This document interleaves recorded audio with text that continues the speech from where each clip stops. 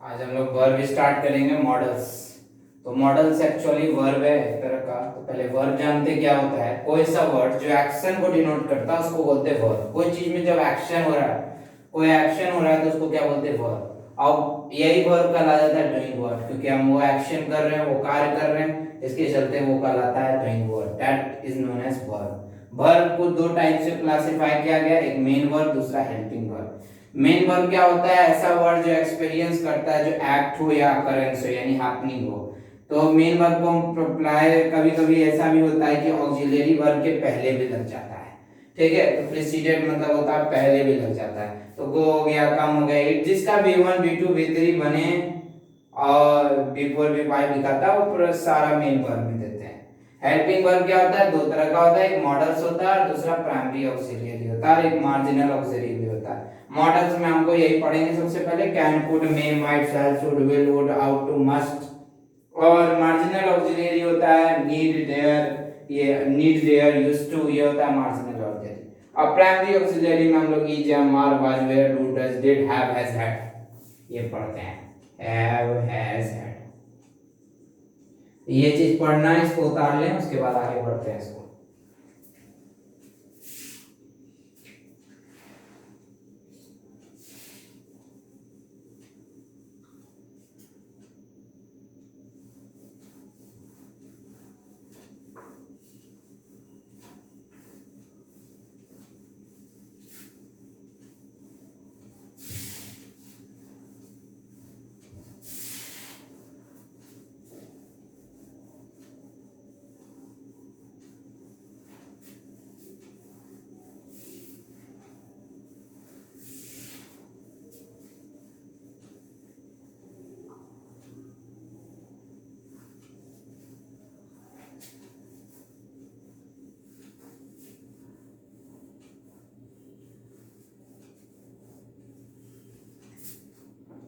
तो हम लोग सबसे पहले मॉडल्स पढ़ेंगे और इसके बारे में समझेंगे कौन है।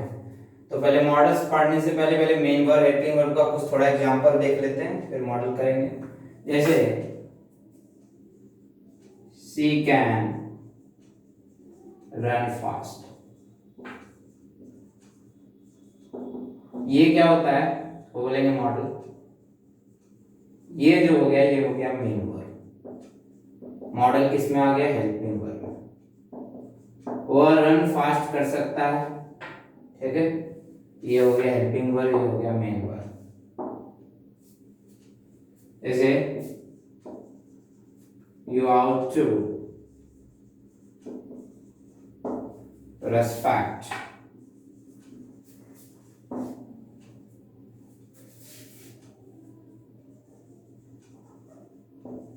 country। मैं कंट्री का रिस्पेक्ट करना चाहिए, तुम्हें कंट्री का रिस्पेक्ट करना चाहिए, तुम्हारे कंट्री का तुम्हें रिस्पेक्ट करना चाहिए। तो you ought to respect your country. अगर ये देखिए, ये आउट टू हो गया मॉडल हेल्पिंग वर्ब। ये रिस्पेक्ट जो आ गए वर्ब के टाइप पर यूज हुआ है यहाँ पे, ये हो गया main verb.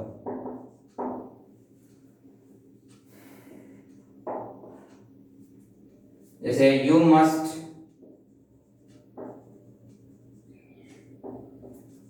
Do this work, मैं इस कार्य को करना ही करना है, कंपल्सन है। मस्ट हो गया मॉडल। और ये जो हो गया, अच्छा यहाँ पे डू दोनों टाइप का यूज हो सकता है। डू ये डू हेल्पिंग वर्ब भी हो सकता है, डू मेन वर्ब भी हो सकता है, डिपेंड करेगा सिचुएशन पर। जैसे यहाँ पे मॉडल एक्चुअली हो गया है, ये डू जो हो गया ये कहलाएगा मेन वर्ब और ये कहलाएगा हेल्पिंग वर्ब, ठीक है। तो ये डू दोनों टाइप पर यूज होता है, मेन वर्ब के टाइप पर भी, हेल्पिंग वर्ब के टाइप पर। कुछ ऐसे वर्ब हैं जो दोनों टाइप पर यूज होते हैं। अब यहाँ कैसे समझाएंगे, यहाँ इतना जानना कि ये प्रीसीडेड, अभी हम बताए थे प्रीसीडेड होता है, यानी मेन वर्ब के तौर पर प्रीसीडेड देखा जाता है जनरली। तो मॉडल्स पहले हेल्पिंग वर्ब हो गया, तो अगला हेल्पिंग वर्ब नहीं लिखा के मेन वर्ब होता है, ठीक है। तो हेल्पिंग वर्ब चूंकि पहले हो गया, मॉडल हेल्पिंग वर्ब होता है, इसलिए मेन वर्ब आ गया। इसको ताड़ ले एग्जाम्पल।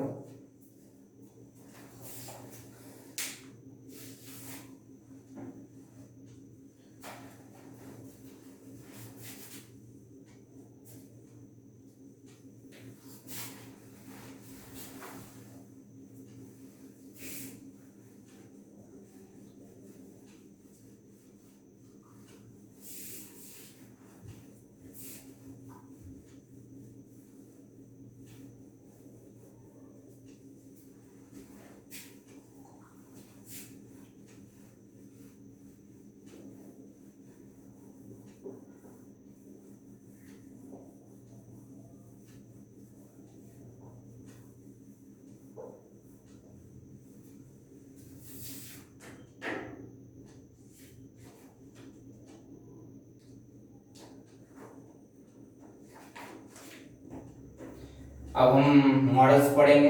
तो मॉडल्स में सबसे पहले जानेंगे can. Can, could, may, might. पहले कैन जानेंगे। रूल्स वन कैन का कहता है, कैन जो है पावर को डिनोट करता है, क्षमता को डिनोट करता है, एबिलिटी को डिनोट करता है, कैपेसिटी को डिनोट करता है। जैसे हमारे पास कैपेसिटी है किसी कार्य को करने के लिए, तो उसको डिनोट करता है कैन। कैन डिनोट करता है एबिलिटी को, कैन डिनोट करता है कैपेसिटी को। ठीक है, तो इसके लिए कैन है। तो पहला रूल्स लिखेंगे can. Can denotes power, ability and capacity.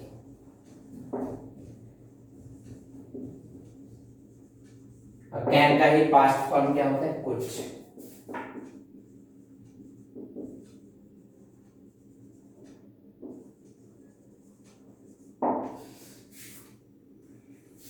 तो कैन में कुड में जो डिनोट होता है वो पास्ट में होता है।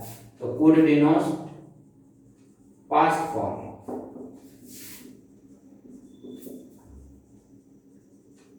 Power,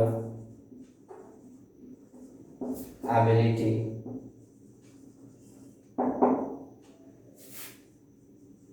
and capacity.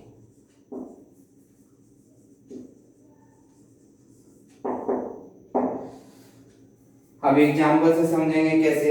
जैसे वो बैग बॉक्स को लिफ्ट कर सकता है, उठा सकता है, ले जा सकता है, तो उसमें क्षमता है तभी तो वो ले जा सकता है। जैसे आई कैन, मैं इस बॉक्स को ले जा सकता हूँ, लिफ्ट कर सकता हूँ। I can lift this box. तो यहाँ पे क्या बोध हो रहा है, एबिलिटी। तो हम बताए कैन किसको डिनोट करता है, एबिलिटी को डिनोट करता है, इसलिए यहाँ क्या लग गया, कैन। तो I can lift this box, ये हो गया एग्जाम्पल। दूसरा एग्जाम्पल समझेंगे जैसे पास्ट फॉर्म में। जैसे you couldn't come yesterday,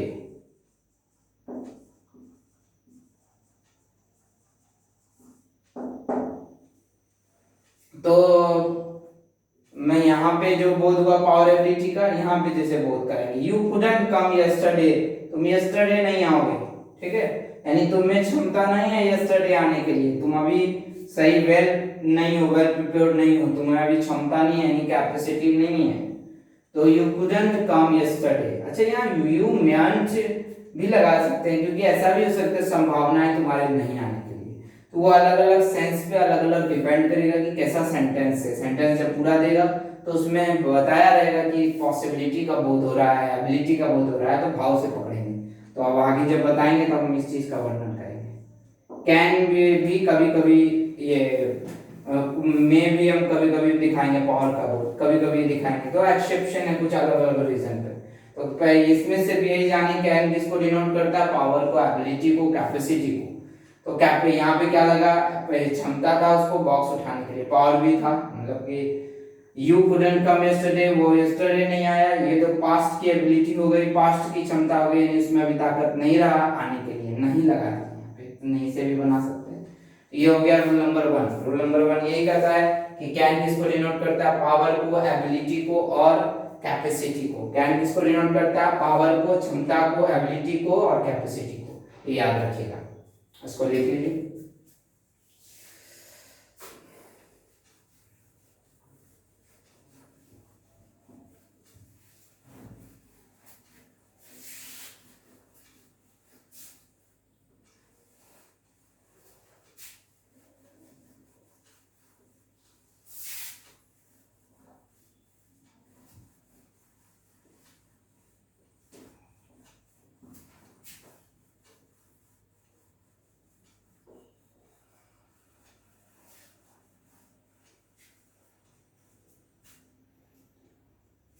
rule to कहता है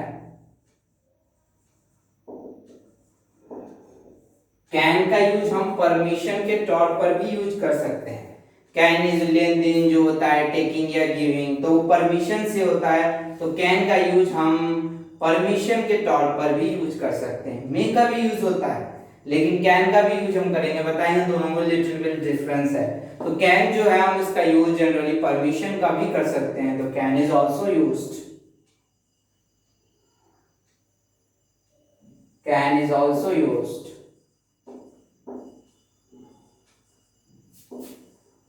फॉर गिविंग या टेकिंग, लेन देन जो होता है, परमिशन।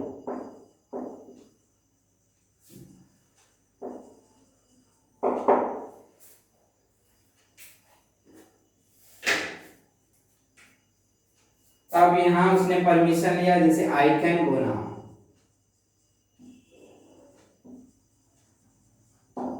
जैसे मैं यहां जा सकता हूं, तो मैंने परमिशन लिया कि जाने के लिए, गिविंग ले लिए, किसी से परमिशन लिया, तो मैं यहाँ जा सकता हूँ, तो I can go now correct माना जाएगा सेंटेंस। जैसे यू कैन गो नाउ, तुम यहाँ जा सकते हो, परमिशन लिया, तो परमिशन के तौर पर हम गिविंग या टेकिंग के लिए लगा सकते हैं, जैसे you can go now.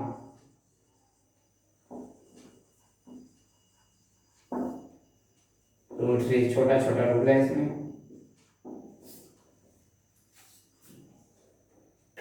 Can जो है वो थ्योरेटिकल पॉसिबिलिटी को दर्शाता है, मे भी पॉसिबिलिटी को दर्शाता है, लेकिन कैन जो है थ्योरेटिकल पॉसिबिलिटी को दर्शाता है।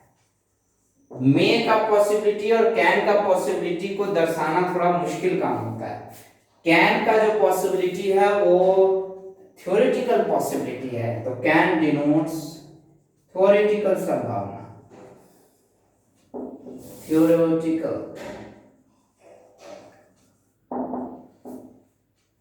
पॉसिबिलिटी।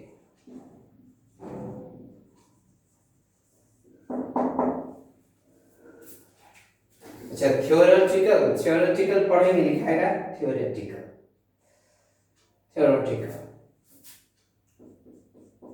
तो अब जैसे थ्योरेटिकल मतलब होता है थ्योरी, जैसे हम कोई चीज लिख रहे हैं तो सभी से मिस्टेक होती है, सभी ने मान लो थ्योरी कोई चीज का लिखे, संभावना है, तो everybody can make a mistake, सभी से कुछ ना कुछ, एवरीबॉडी हर एक से मिस्टेक होता है, everybody can make a mistake, make a mistake चलता है हमेशा, तो एवरीबॉडी कैन मेक मिस्टेक, तो हर एक से मिस्टेक होती है, तो मिस्टेक जो होगी वो कॉपी पे होगी या कोई चीज पे होगी, कोई उसने गलती कर दिया, तो ये हो गया थ्योरी, थ्योरी हो गया, यानी वो उसने लिखी, कार्य को लिखी और उसमें कुछ ना कुछ मिस्टेक हुआ, सभी से सब, जैसे एग्जाम ही बनाते, प्रॉब्लम सॉल्व करते हैं, तो हर एक ना हर एक से क्या होता है, मिस्टेक होता है, ठीक है। No one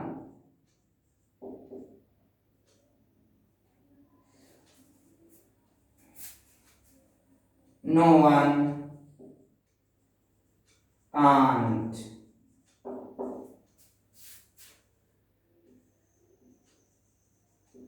solve this, no one can't solve all problem, ज्यादा अच्छा रहेगा, ऐसा कोई नहीं हुआ है जिंदगी में कि हर एक पूरा प्रॉब्लम सॉल्व होगा, हर एक को कुछ ना कुछ डाउट आता ही है, थ्योरेटिकल संभावना है कि हर एक को कुछ ना कुछ तो डाउट आता ही है, तो ये चीज लिख लीजिए, कैन डिनोट्स थ्योरेटिकल पॉसिबिलिटी।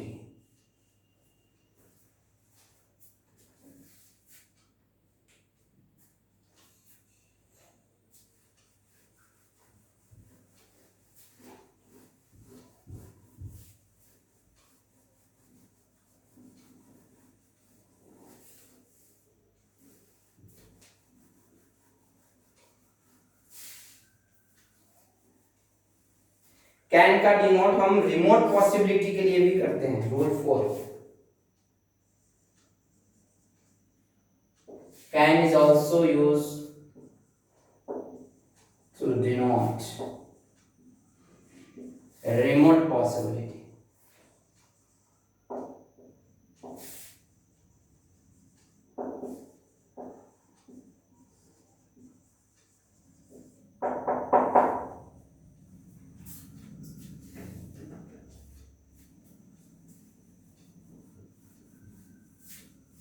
अच्छा, कैन और कुड में बड़ा डिफरेंस है। अच्छा, कैन होता है या कुड होता है? जैसे बॉम्ब रखा हुआ है यहाँ पे, कैन और कुड में तो जनरली लोग बताते हैं कि कैन जो है पास्ट फॉर्म है, इसलिए कैन भी हम डिनोट कर दिए, कैन को डिनोट कर दिए रिमोट पॉसिबिलिटी। लेकिन कैन नहीं हो करके एक्चुअली यहाँ पे कुड होता है।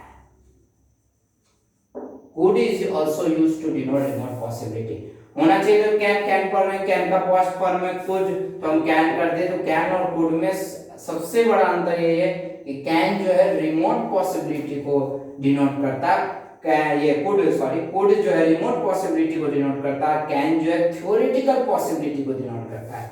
दोनों में अंतर क्या होता है? जैसे रिमोट मतलब हो गया, जैसे यहाँ पे कोई आया बम जाके रख दिया, अब बम जाके विस्फोट होगा, तो विस्फोट होगा तो उसने रिमोट बटन कंट्रोल करके रखा है, रिमोट। अब रिमोट से वो चलेगा, रिमोट अगर वो चला दिया तो बम यहाँ पे विस्फोट हो जाएगा। तो बम, आतंकवाद वगैरह सब जो टेररिस्ट जो अटैक है, वहां पे कुड का प्रयोग किया जाता है। और कैन का जो है थ्योरेटिकल संभावना, थ्योरी में जो लिखा हुआ है वो चीज है, वो चीज के लिए किया जाता है। तो दोनों में अंतर यही है कि ये जो है रिमोट पॉसिबिलिटी है और ये जो है वो थ्योरेटिकल पॉसिबिलिटी है। अब इसको एग्जांपल से समझेंगे।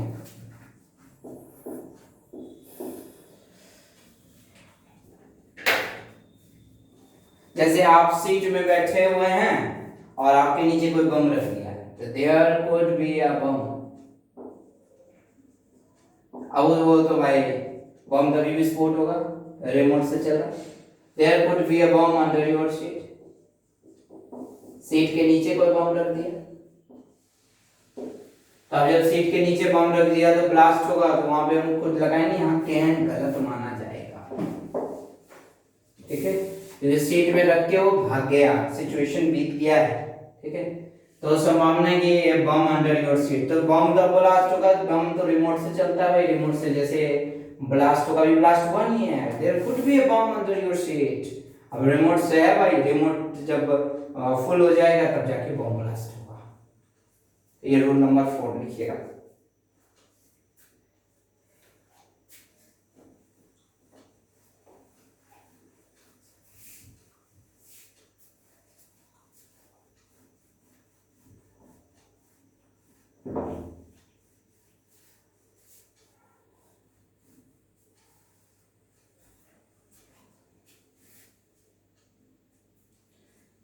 रूल 5,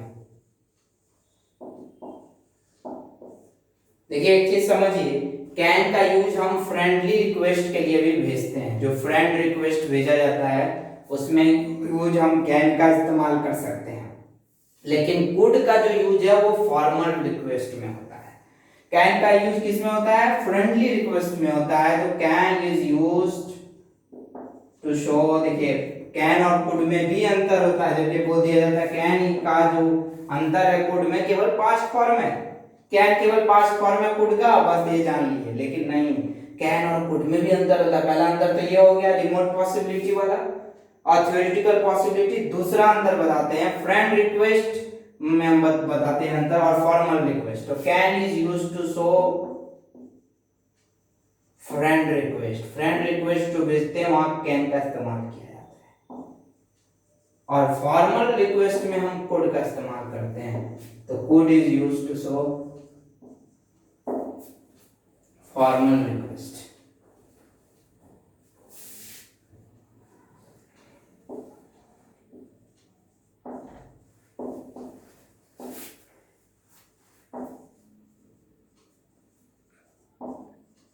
इसको लिख लीजिए, कुछ समझा देते हैं सेंटेंस से।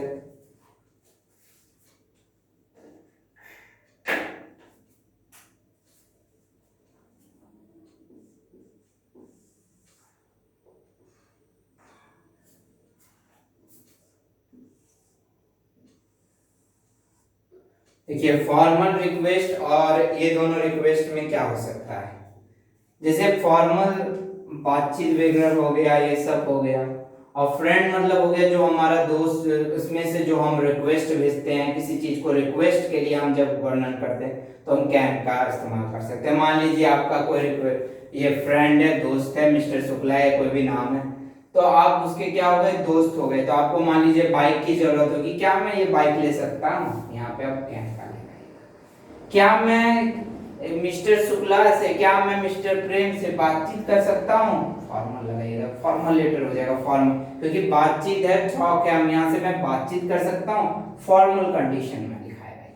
और ये जो लिखाएगा ये फ्रेंड कंडीशन में लिखाएगा, क्योंकि दोस्त सपाटी उसी से रिक्वेस्ट में आप क्या मानिएगा, दोस्त से आप रिक्वेस्ट में जनरली मानिएगा या तो बाइक ले ले, या तो आप पढ़ाई में हेल्प कर दो, या तो इस चीज में हेल्प कर दो। लेकिन टॉक जो होगा वो फॉर्मली होगा, बातचीत जो होगा वो फॉर्मल होगा।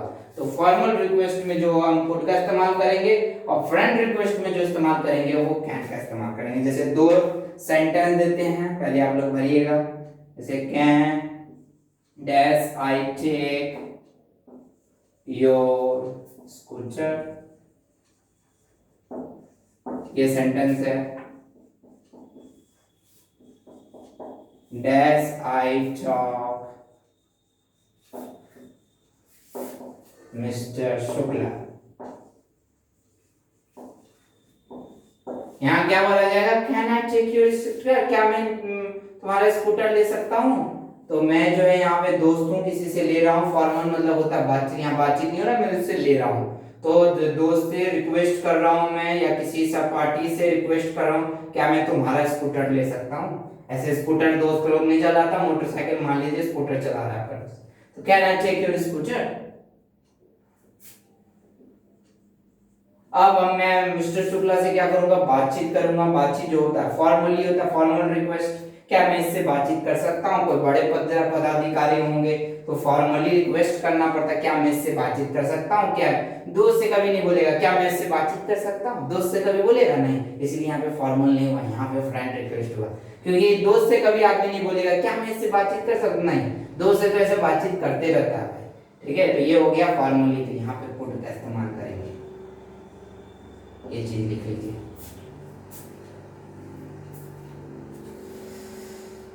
अब एक लास्ट पार्ट है, इसको लिख करके कैन कुड खत्म हो जाएगा आज। तो इसको पहले नोट डाउन कर लीजिए, जॉटेड डाउन कर लीजिए। नोट डाउन मतलब जॉट डाउन।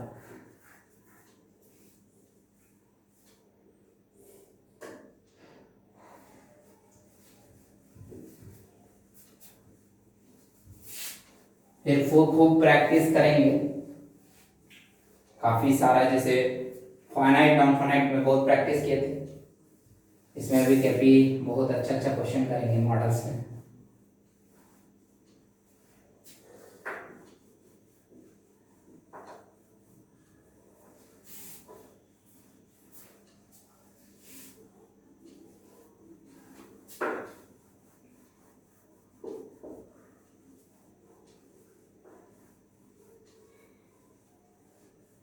अब एक चीज थोड़ा सा रिकॉल करा देते हैं, कैन कुड में अंतर क्या है। एक पॉसिबिलिटी हो गया रिमोट, रिमोट में क्या कर दिया, बम से कोई फिट कर दिया, ठीक है, आतंकवादी है बम से फिट कर दिया, तो रिमोट एरिया, रिमोट कंट्रोल है, वहां पे कुड का इस्तेमाल करेंगे। रिमोट पॉसिबिलिटी होता है उसको क्या बोलते हैं, रिमोट पॉसिबिलिटी। लेन देन का भी परमिशन के लिए, चेकिंग गिविंग के लिए आप कैन कुड आप कुछ भी लिखा सकते हैं। कैन कुड में जो अंतर होता है वो एक थ्योरेटिकल पॉसिबिलिटी होता है, सभी से कुछ ना कुछ गलती होती है, सभी से कुछ ना कुछ जैसे आपने कोई लॉ प्रूफ किया है तो थ्योरेटिकल क्या संभावना है कि आपका लॉ सही होगा या गलत होगा, ठीक है। तो you can do this work but there are something little bits of error, हो सकता है कुछ एरर हो, ठीक है, लिटिल बिट्स ऑफ एरर, हो सकता है कुछ एरर हो इसमें। तो क्या संभावना है कि आपने जो थ्योरी लिखा जैसे यूनिवर्सल लॉ ऑफ ग्रेविटेशन जैसे न्यूटन लिख लिया, तो इसका क्या संभावना है कि प्रूफ होने का, तो थ्योरेटिकल पॉसिबिलिटी है। लेकिन आप जैसे रिमोट पॉसिबिलिटी में जाइएगा, कोई चीज का संभावना है कि यहाँ बम फट सकता है, संभावना है कि वहां सकता है, तो हम वहां पे कैन की जगह नहीं कुड का इस्तेमाल करेंगे। तो कैन कुड में रिमोट पॉसिबिलिटी थ्योरेटिकल पॉसिबिलिटी का अंतर है। और दूसरा कैन कुड का अंतर जो है वो कौन सा अंतर है, फ्रेंड रिक्वेस्ट जो भेजते हैं, तो फ्रेंड रिक्वेस्ट जो भेजते हैं उसके लिए हम कैन में लगाते हैं, फ्रेंड रिक्वेस्ट पॉसिबिलिटी को हम लगाते हैं। फॉर्मल यानी किसी बड़े से आप बातचीत कीजिएगा, दोस्त से तो ये नहीं बोलिएगा कि क्या मैं इससे बातचीत कर सकता हूँ, नहीं, बड़े लोग से फॉर्मल है तो फॉर्मल रिक्वेस्ट में हम कोड का इस्तेमाल करते हैं। तो ये चीज बता दी हम कैन। और कैन सबसे इंपॉर्टेंट जो पार्ट था, पहला रूल जो बहुत इंपॉर्टेंट है, क्षमता को दर्शाता है, पावर को दर्शाता है, ये कैन का यूज करते हैं और कैपेसिटी को दर्शाता है। अब ये कैन का जो है ये एक तरह से सुपरफ्लूयस स्लैग कहते हैं इसको।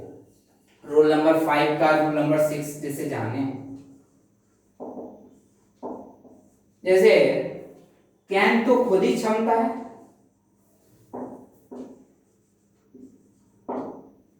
तो कुछ लोग क्या लगा देते हैं, I can't be able to do this work.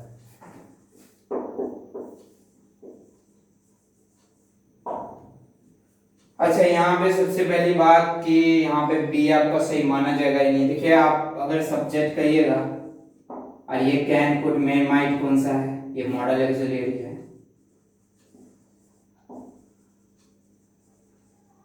और इसके बाद V1 लगता है ऑक्सिलियरी।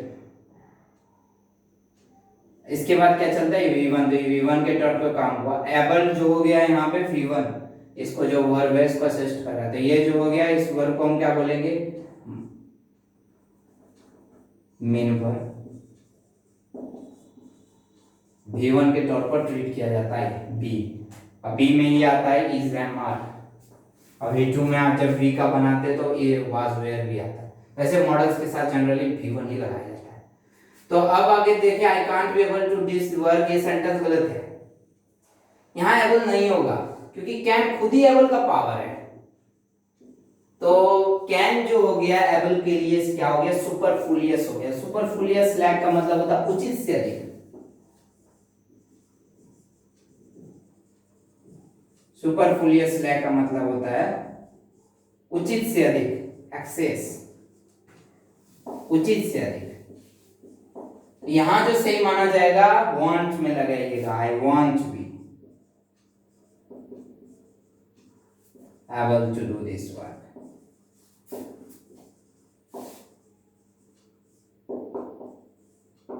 यानी कहने का मतलब है कैन खुद ही एबल का पावर है, तो अगर कैन में एबल रहे तो आप एबल का इस्तेमाल नहीं कीजिएगा, सॉरी आप कैन का इस्तेमाल नहीं कीजिएगा, मॉडल का इस्तेमाल नहीं होगा। तो ये वाला जो हो जाएगा एबल के लिए क्या हो जाएगा, सुपरफ्लूयस हो जाएगा, यानी ये एक्सेस से, उचित से अधिक है। जब आप एबल खुद ही लगा दिए तो आप कैन का लगा रहे हैं, एबल का मतलब ही कैन होता है, तो इसीलिए आपको कैन को क्या करना पड़ेगा, हटाना पड़ेगा। तो इसके लिए वांट, विल का जो वांट बनता है वो ज्यादा सुटेबल माना जाएगा। तो I want to be able to do this work, I want to be able to do tomorrow, है तो इस वर्क को मैं कार्य नहीं कर सकता हूँ, ठीक है। तो यहाँ पे वांट अच्छा माना जाएगा। आप जैसे विल वांट, ये I want able to do this work, इस वर्क को मैं नहीं कर सकता हूँ। लेकिन एक चीज यहाँ पे ध्यान रखिएगा कि यहाँ पे दिस लगा दिए, दिस का जनरली हम प्रेजेंट टाइम का बोध कराते हैं, तो यहाँ पे दिस वर्क टुमारो लगा दीजिए इस, तो आपको दिस को हटाना पड़ेगा, टुमारो। तो अब देखिए यहाँ पे क्या करना पड़ेगा, दिस वर्क, इस वर्क को हटाना पड़ेगा। अब ये इस वर्क को भी हटाना पड़ेगा। तो एक चीज समझने वाला बात है कि अगर हम दिस वर्क लगा दिए तो विल वांट टू क्या हो गया, ये फ्यूचर होता है, तो इस वर्क को तो मैं अभी करूंगा भाई, तो दिस लगा दिए तो प्रेजेंट टाइम का इंडिकेटर होता है, इसीलिए हमको यहाँ पे हटा करके टुमारो जोड़ना पड़ा। तो हम यही बोल रहे हैं कि आप देखिए कि कैसे कैसे सेंटेंस रह सकता है एग्जाम में। तो ये वाला चीज, एक चीज ध्यान रखिए। आप बोलेगा कि यहाँ पे हम क्या लगाएंगे, अगर टुमारो नहीं रहे तो विल वांट नहीं लगा करके आप दूसरा चीज आपको लगाना पड़ेगा। यहाँ तक कि मे भी कभी कभी एबल परमिशन के लिए यूज हो जाता है, ठीक है, लेकिन यहाँ बेस्ट रहेगा कि आपको टुमारो देना पड़ेगा, तभी सेंटेंस सही माना जाएगा। तो I want to be able to do work tomorrow, ठीक है। तो अब इसको जब बनाएगा सेंटेंस कैन से बनाएगा दिस वर्क के लिए, तो आई कांट डू दिस वर्क हो जाएगा, आई कांट डू दिस वर्क हो जाएगा। यही समझाना था हमको। तो आई कांट डू दिस वर्क हो जाएगा। तो एक चीज एकदम समझ लीजिए, यहाँ क्यों हटाएं, इसलिए हटाएं क्योंकि विल क्या है, फ्यूचर में है, टुमारो लगा दिए, टुमारो लगा दिया। I want to be able to do work tomorrow, this लगा देंगे तो प्रेजेंट टाइम का इंडिकेटर हो जाएगा, इसीलिए यहाँ पे हम दिस हटा दिए। तो हम कैन से भी बना सकते हैं, ऐसे बनाएंगे, I can't do this work, able नहीं लगाइएगा, I can't able to do this work नहीं, एबल टू यहाँ पे क्या करना पड़ेगा, डिलीट करना पड़ेगा। देखिए 3 तरीके से हम सेंटेंस बना सकते हैं, 1 2 3। ये आपका कैन कुड वाला जो है पोर्शन, इससे ज्यादा आपको एकदम नहीं पढ़ना है। कैन कुड हो गया फिनिश, अगले क्लास में मेमाइट कर देंगे, 3 4 क्लास लेगा, मॉडल्स खत्म हो जाएगा 4 से 5 क्लास में।